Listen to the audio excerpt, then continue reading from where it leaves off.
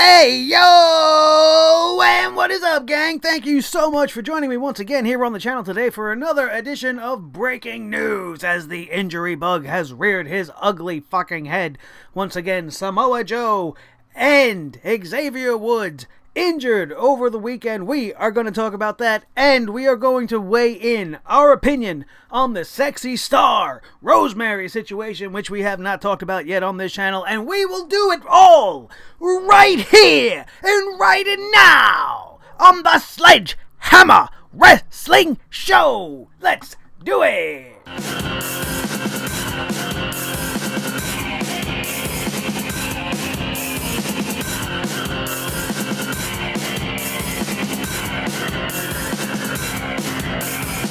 Sledgehammer Wrestling Show.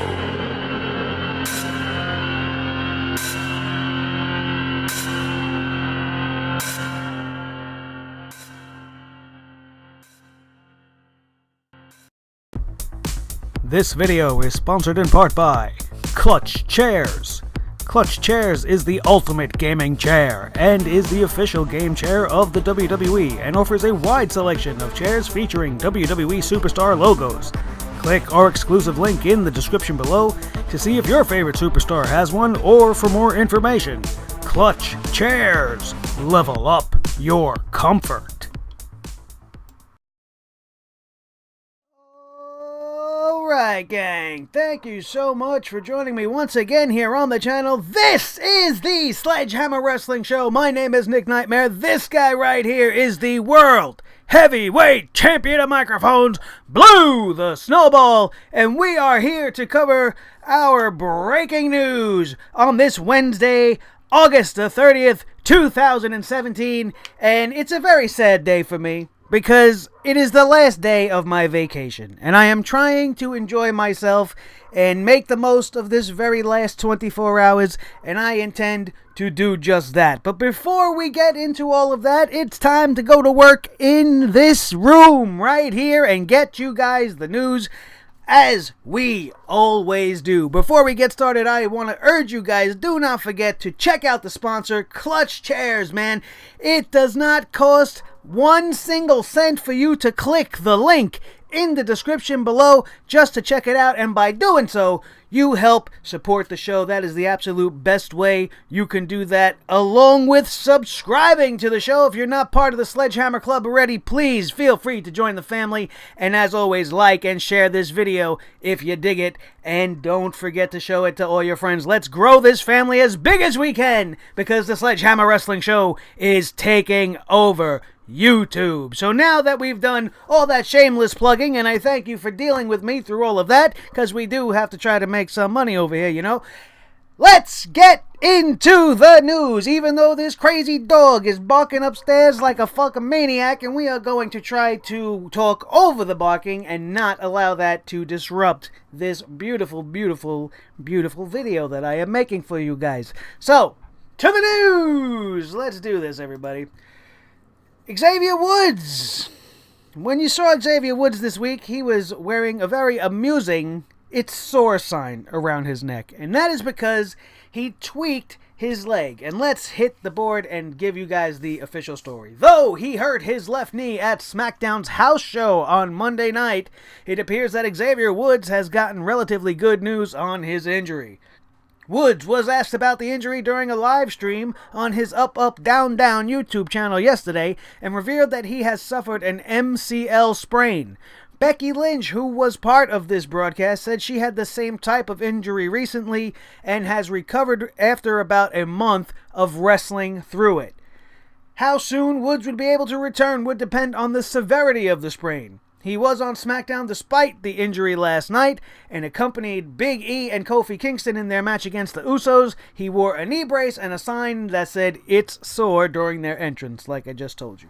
Woods also tweeted late last night that the injury was an MCL sprain, and Dave Meltzer noted that Woods was set to undergo a medical evaluation yesterday, which would have likely happened right before SmackDown. So we're waiting for more official word on the status of it, but it does sound, between what Becky Lynch has said and the way Xavier Woods is acting about it, sounds like he's not going to be gone Probably not at all. It's an injury you could wrestle through if it's not too severe. He was already walking around and doing his thing yesterday. He didn't seem that hindered. He was slightly favoring the knee, and you did see very clearly the knee brace on it.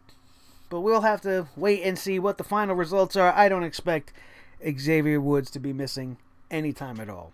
I really, really don't. So that's the bottom line on that one. The much bigger story, the biggest injury that could probably have happened, but I'm almost kind of glad that it did. Very similar to how I feel with the Asuka and the Big Cass scenario. Samoa Joe has been hurt. Here is the official news. And it all stems and ties into the John Cena Roman Reigns situation. That's what we're going to call it. And we're going to get into that right now. WWE's video of John Cena and Roman Reigns' segment from Monday night has over 1 million views, which is a strong but not overwhelming number. Dave Meltzer noted in a post on Wrestling Observer Radio that the segment was almost completely scripted. And I call bullshit on that, Mr. Meltzer, and we'll get into that after we finish the article here. Samoa Joe, who was scheduled to headline Monday Night's Raw against John Cena, missed the show due to a knee injury. This injury was suffered most likely at a Saturday night house show in Jonesboro, Arkansas, where he faced John Cena. Joe missed both Sunday night's house show in Tupelo, Mississippi, causing the card to be rearranged, as well as not being able to wrestle Monday night on Raw, as we all know. Cena ended up facing Bray Wyatt instead. Ooh, I'm sure Bray Wyatt got his shoulders pinned to the mat real good. The Roman Reigns-Cena verbal battle, which was almost completely scripted ahead of time, and the key wording was mostly from the writing team, and not anyone coming up with unapproved wording, was always scheduled on the show. So Joe's injury did not lead to that segment taking place. Bullshit. Bullshit. Right now, the word is that Samoa Joe will be out of action for 6 weeks or less. I call bullshit on the Wrestling Observer newsletter. And I don't usually do this because Meltzer is a somewhat credible source. Sometimes he's off the mark, and right here, he is off the mark. If he is getting this information fed to him from the WWE and from his insider sources, they are fucking lying to him. They are full of shit, and they're trying to paint over with a pleasant coating this whole Roman Reigns situation. There is no way WWE Creative is that good to write promos that well. They fucking suck at making TV. They suck at writing scripts. They suck at writing promos for these people. And the only time you get good promos is when you have guys like The Miz and guys like John Cena who are free to go a little bit off the cuff. There is no fucking way you can tell me they wrote anything that John Cena said. They may have wrote a basic script because obviously there's a contract signing. So, okay, we need you to say points A, B, and C, and you to say points D, E, and F, and then we go on and on. But that's not what fucking happened. Of course there was a script, but that's not what they wrote. If it is, there is also, number 2, no fucking way possible that Roman Reigns is that good of an actor to come off as that shocked and that shaken and that disturbed by Cena's comments. He was visibly shooken. He stumbled and fumbled all over his words. There is no way he was intentionally fucking up. It was the most natural thing you can see. The guy had zero charisma, zero energy giving and delivering those first scripted lines that he let out. And then Cena got fucking pissed off because this guy didn't even look like he cared enough to be there and decided to go off. I'm sure the plan was for Cena to somewhat put Roman Reigns in his place, but he went a little overboard. There's no way Vince McMahon would have pre-approved those comments for his new little baby boy. It's not gonna fucking happen. John Cena knows what he wanted to say. He went out there and said it because he knows when he walks back there, nobody's gonna say shit to him. And he's gonna tell Vince what? Listen, that needed to be said.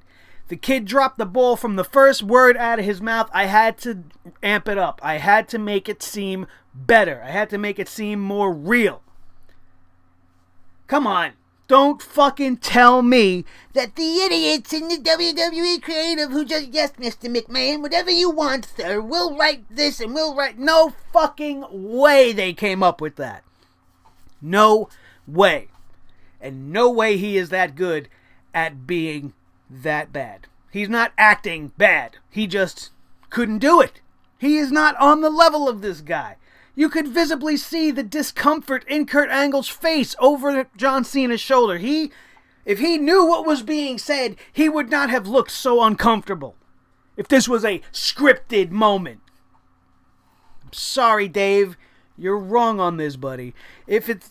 Somebody told him this, obviously, and they're just trying to save face for Roman Reigns. They're trying to make it look like he didn't get so destroyed. This was the plan all along. Bullshit! And how could you say that this was already in place to happen on Monday night's Raw show when the original plan was for Joe to fight Cena? How is this already part of the show? Lies. Caught him in a lie right there. The original plans were for John Cena and Samoa Joe to go one-on-one tonight for the first time ever on Monday Night Raw. But really, they had this whole segment with Roman Reigns already scripted for tonight anyway. Bullshit. Bullshit.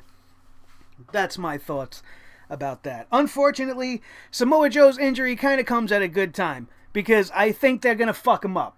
And he was going to be either fed to Cena or he was going to be the launching pad for the next rise of Cena. I don't know. I don't know what their true intentions are with Samoa Joe.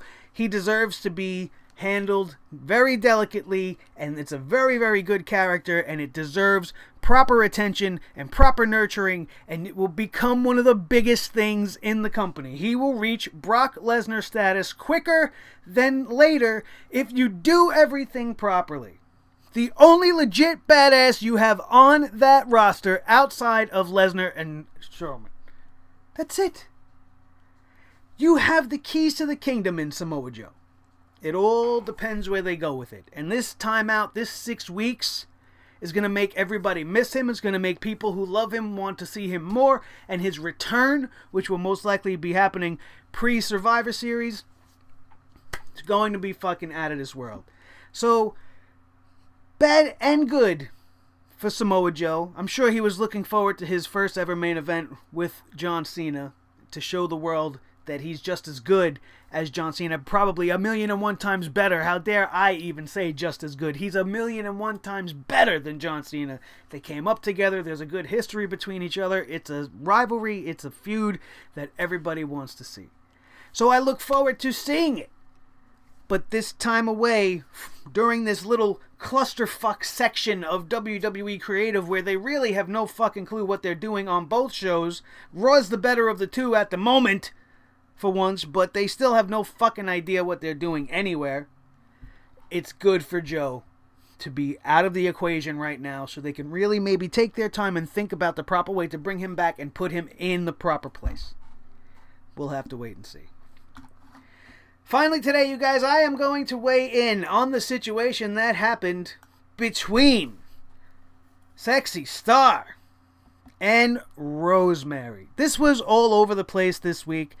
We have been doing so much coverage on the Mae Young Classic and Raw and SmackDown and everything that's been going on all week long that I could not get the time to cover that story, as big as it was. And it definitely does deserve some attention, so we're going to talk about it right now. Let's get to the official story right here. This comes to us by way of Wrestling Observer newsletter, of course. Professional wrestler Sexy Star, who appears on Lucha Underground, is being accused of purposely injuring an opponent during a 4-way women's match for the Reina de Reinas Championship on Saturday. In the Triple Mania 25 main event in Mexico City, Star battled for the championship with Rosemary, Lady Shani, and Ayako Hamada. Besides beefing with Shani during the match, which caused the pair to go off script and actually get into it, Star went off the rails when she unexpectedly held Rosemary in an armbar at the end of the match. In the video, Rosemary clearly taps out and the referee acknowledges that, but Star continues to yank on her arm after she tapped out, until the referee physically intervenes and pulls Star off her. As it turns out, that move was not supposed to happen, and it caused Rosemary significant damage, including discoloration and swelling around her elbow that is feared to be a tricep tear. That move by Star didn't sit well with numerous wrestlers, and many offered support to Rosemary while calling out Sexy Star. Some were superstars like Paige, sending love to my girl at We Are Rosemary. The whole wrestling world is behind you, no room for bullies in this business. Cody Rhodes would go on to tweet, Sexy Star will never set foot in one of my locker rooms. I hope others follow suit. Everybody pretty much feeling how I feel about this whole situation. Let's continue with the article. On Sunday, Rosemary herself took to Twitter to clear the air regarding what happened during the match, including calling Star an asshole. Obviously, deservedly so, and accusing her of intentionally hurting her. Here's what she said, and I quote, "Let me make this perfectly clear. If you take liberties with somebody's body when they are giving it to you and trusting you to keep them safe, you are not tough. You are an asshole, and you don't belong in this business." Sexy Star decided to do just that this weekend at Triple Mania, and while I have remained quiet on social media until I was more calm to address the situation, I have now being informed that she is telling people that this is a work. You are now all being informed that Sexy Star is a liar. She was a liar in the locker room when she was forced to apologize and instead cooked up some bullshit excuse that she didn't know, and she is now a liar. You know if you are torquing someone's arm. You know an armbar is real and a dangerous hold. The only reason your face is not broken right now is because a little voice inside my head, as I lay on the apron, kept repeating, "Don't go to Mexican prison. Thanks, demon." That's a little fucking creepy. However, turning to positives, the outreach from the wrestling community has been incredible. I'm overwhelmed with how much love I feel right now from friends, fans, and people I have yet to meet in this amazing business. We are a family and we protect our own. If you violate that, you are not welcome here. I also want to thank the AAA locker room. Multiple people came up to me saying how sorry and disgusted they were. Thank you, Hamada and Shani, who also had to deal with bullshit from Star during that match. Thank you, Vampiro, for professionally trying to calm a volatile situation, though as you know, once the excuses started pouring out of Sexy Star's mouth in lieu of an apology, it was all but over. Thank you to the amazing GFW locker room, both present that night and not. I have so much support from everyone, and talent, crew, and office have all reached out to show me that. That is the official statement from Rosemary on Twitter immediately following the incident, after she had time to cool down and collect her thoughts, and it was very nicely put. She did not go too off cuff, and I have no reason to not believe every single thing she says. And it's very unfortunate because you guys that have been watching me, you know that I try as much as I can to get my eyes on Lucha Underground, and I enjoyed all of Season 2 when I was able to get my eyes on that, and one of my favorite things about Lucha Underground was Sexy Star, and she does wrestle with the men, which is something that they do in Lucha Underground. That does not make it right for her to wrestle a style that she wrestles against the men, against ladies in AAA. It's a completely different ballgame, and you're supposed to know your craft, and aside from that, even if it was accidental, as she says, which it obviously was not, you don't do something like that. If it does happen, you immediately apologize. If you didn't mean to do it and you really cared, you would have been right there by her side. You would have let go of the hold when the referee told you to let go of the hold. You would have heard her legitimately tapping. She was probably asking you to get off. God, why would you do something? She was obviously miffed from the beginning of this match, getting into altercations with the other two girls in this fatal four-way as well. They obviously immediately had Rosemary's back when this whole situation came to be. And I can't agree with Rosemary more in this particular situation. And if you don't, you're an asshole too. Because the writing is on the wall. It's as clear as fucking day. Sexy Star is never going to work in wrestling again. Never. There's no way anybody would want to be in the ring with her and they will not trust her with their body. Would you? Knowing what she did, even if it was an accident. I don't want to be accidentally torn anywhere because you don't know your own strength, because you didn't hear the tap out, you didn't hear the referee. What excuse could you possibly give for not breaking that hold? Sexy Star is done. And rightfully so. And it's a goddamn shame because she's full of talent. She really is. She was a great performer from what I can see. Her match with Mil Muertes was fucking fantastic. Her matches with Johnny Mundo were fucking fantastic. There was no reason for her to go off book like this.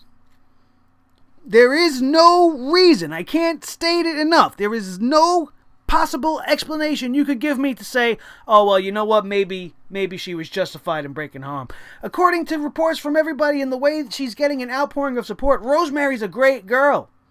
Everybody loves Rosemary. You know what that means? That means she's polite backstage. She doesn't cause shit. She doesn't play politics. She's there to do her job. She loves professional wrestling. And she loves the guys and the girls. They're a family. You're supposed to be a family. Hurting people and breaking people up in this scenario is something that used to happen in the Stone Age of wrestling. There have been many reports of things like, Vern Gagne telling the Iron Sheik to break Hulk Hogan's leg. Or the time, I forget now who it was, oh my God, forgive me, but there was a Japanese wrestler that actually did break Hulk Hogan's leg. And he had to come back from that. There's a whole litany of stories like that. The new up-and-coming kid in town, the hot kid on the block, goes up against a grizzled veteran and comes out of it with a broken collarbone or a broken elbow or a broken finger so that he gets off fucking TV. You were hot as shit, but now you're going to be hurt. You're going to be gone 6 months. Nobody's going to remember this. I'm going to stay on top. It was a way to protect yourself if you were a top guy. And it was a way to prove yourself if you were coming up. Somebody broke you. Somebody twisted your fucking ankle. They snapped you. And you were back in the ring the next fucking day, trying your best. You're there, doing your thing, proving that I don't give a shit that you hurt me. I love wrestling. I'm going to hurt you next time. This was an old school, prehistoric way of thinking. These guys were only doing it to try to protect themselves. And the younger talent would have to persevere through it. It happened all the time. That doesn't happen anymore. And when it does happen, it causes a fucking ruckus just like this. What happened to that one guy in New Japan that ended up having a shoot fight with his opponent? Nobody books him anymore. He went into the ring and just for some reason decided to throw real hands and busted this guy open and just went absolutely fucking nuts. There was another girl somewhere over there in the Far East, I believe it was Japan as well, that she was in the middle of a match. This was a couple of years back. I forget the names and everything because I don't really know them as well as I know the American stuff, but she was wrestling, and she went off and broke some girl's nose intentionally, and nobody books her anymore. When you do something like that, you're immediately blackballed now, because nobody is in this to do that kind of shit. What the fuck could have been wrong with her? It's upsetting to me because I saw a great potential in Sexy Star. She was somebody that when they first announced the formation of the Mae Young Classic, that I was hoping they would actually go out and get. And now I'm fucking glad they didn't. Holy shit. How do you do that? I just don't get it. Her career is over. O-V-E-R. Fucking done. For what? We'll probably never know. Good for Rosemary. You know, that she's coming past this with a positive attitude. She's getting an outpouring of support. She's going to be back in the ring in no time. No suspension has been announced due to Star's cowardly actions as of yet, but the fallout has already begun with WrestleCade removing her from their convention held in North Carolina coming up this November. So she's already starting to lose dates. The only place she's going to be able to work is somewhere outside the country. Nobody in the States or near and around North America is going to book her. The people over in the UK will probably never book her. New Japan, I would be surprised if they even allowed her over there. She probably may find some place sympathetic to her down in her own home of Mexico. That's the only place she could possibly not feel too much. But who's going to want to work with you? Done. Stick a fork in it. And that's going to do it. That's what we got for today, you guys. Lots of injury news, lots of fucking bullshit. I can't even believe that story. And I'm glad to finally get my thoughts and opinions out there for you, just in case you guys are wondering. I know it's a little late on the draw, but like I said, lots of stuff up on the channel this week. We got the Mae Young Classic preview episodes, a 2-part special preview where I introduce every single one of the 32 broads in this tournament. And then we've got the Raw review. We've got last night's SmackDown review. We've got 2 episodes for a Mae Young Classic review. The first one featuring episodes number 1 and 2, which were the best episodes so far. And then the second one, obviously, featuring episodes 3 and 4, which have 2 tremendous matches on it. And the rest, we could talk about that another time, another day. Don't forget to check it all out. Comb through the channel. Tell me what you enjoy. Like, share, subscribe, leave comments, because I want to know what you guys think, and what you think is always welcome here on my show. Don't forget to click the link for Clutch Chairs down below. Help support the show as best you can, and that's going to do it. We are out of here. My name is Nick Nightmare. This is Blue the Snowball Microphone. Thank you for watching, and we will see you next time, right here on the Sledgehammer Wrestling Show.